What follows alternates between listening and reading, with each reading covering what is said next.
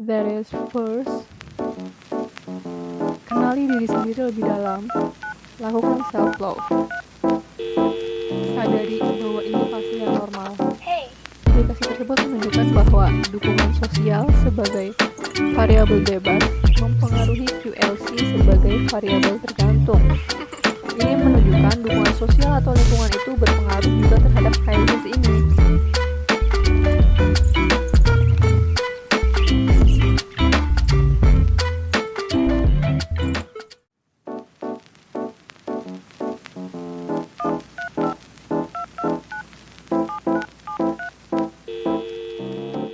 Kemudian lanjut untuk cara yang keempat,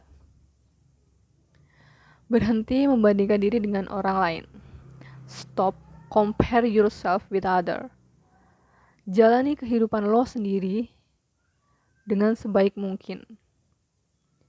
Karena kalau kita selalu compare, kita nggak akan bisa bersyukur.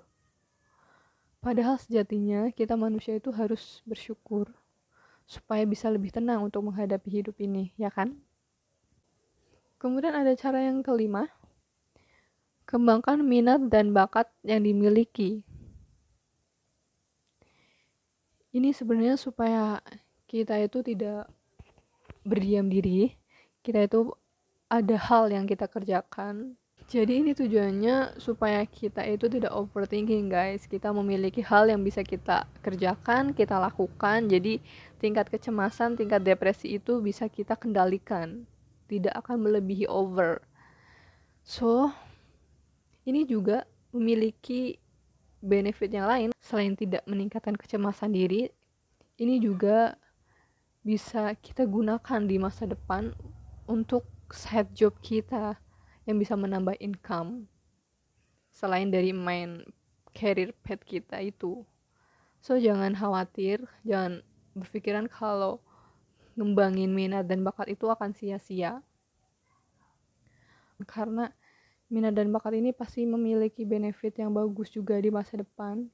Barangkali bisa jadi side job kita dan menambah income. Itu menambah hal positif juga sih untuk diri kita sendiri di masa depannya. Next, untuk cara yang keenam, buat perencanaan jangka pendek dan jangka panjang. Ini menyambung dari cara yang kelima sih guys, kembangkan minat dan bakat. Dan ini kita membuat perencanaan jangka pendek dan jangka panjang. Kita membuat perencanaan jangka pendek ini, apa yang mau kita tuju.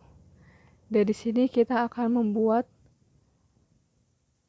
jalur-jalur kecil untuk bisa mencapai tujuan utama kita ini. Jadi bisa saja minat dan bakat ini menjadi jalur-jalur kecil kita untuk mendapatkan tujuan utama kita ini. So, memang benar banget life plan itu penting. Bikin rencana semisal 5 tahun untuk jangka pendek dan 10 tahun untuk jangka panjang. Ini sedang gue terapin juga sekarang. Memang sangat ampuh. Jadi gue bisa memiliki kegiatan-kegiatan yang lainnya juga. Dan mengurangi tingkat depresi kita juga gitu guys. Dan kemudian ada cara yang ketujuh, mencoba hal-hal baru.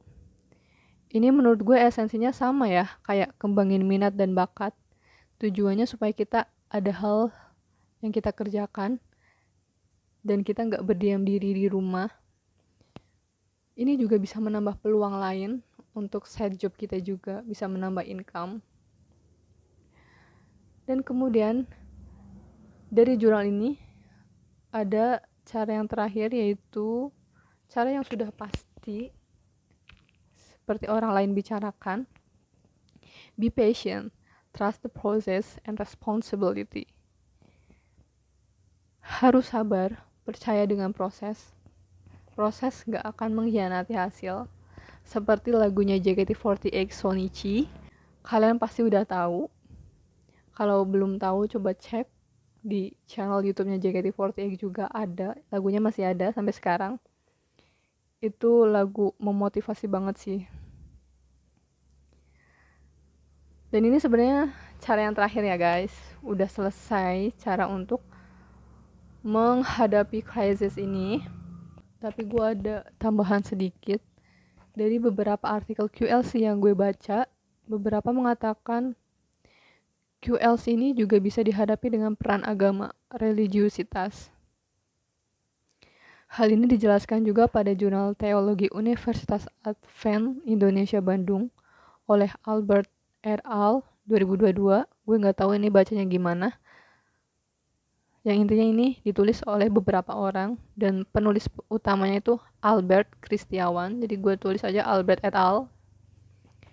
Mereka menjelaskan bahwa responden dengan jumlah 43 responden dan sebanyak 55,8% menerangkan mereka merasa tenang ketika didoakan oleh pendeta, dan 53,5% merasa dikuatkan ketika dikunjungi oleh pendeta. Di jurnal lain, dari Gajah Mada Journal of Psychology oleh Habibi et al. 2019, menerangkan bahwa religiusitas berperan bagi individu di dalam menghadapi masa quarter life crisis. Pengaruh religiusitas terhadap quarter life crisis sebesar 3,4%, sedangkan sisanya sebesar 96,6% di luar dari religiusitas yang berasal dari faktor internal maupun eksternal. Dan dalam artikel ini juga dijelaskan bahwa kontribusi pengaruh dari religiusitas sebesar 3,4% itu arahnya negatif. Artinya, semakin tinggi tingkat religiusitas individu, maka semakin rendah pula tingkat quarter life crisis-nya. Begitu juga sebaliknya. Ini artinya religiusitas atau agama dapat mempengaruhi tingkat QLC seseorang ya guys, meskipun tidak terlalu signifikan. Sama halnya dengan penelitian yang dilakukan Ihsaniha dan Utami SE 2022, mereka menjelaskan bahwa religiusitas dan self-efficacy mempengaruhi pada QLC, meskipun religiusitas tidak secara signifikan berkontribusi pada QLC ini. Jadi memang menurut gue juga peran agama itu penting untuk menghadapi quarter life crisis ini. Jadi kita bisa lebih tenang juga untuk mengendalikan emosi kita dan pikiran kita. Karena sebenarnya QLC ini sedang gue hadapi teman-teman. Makanya gue cari beberapa literatur buat nenangin diri gue sendiri menghadapi krisis ini.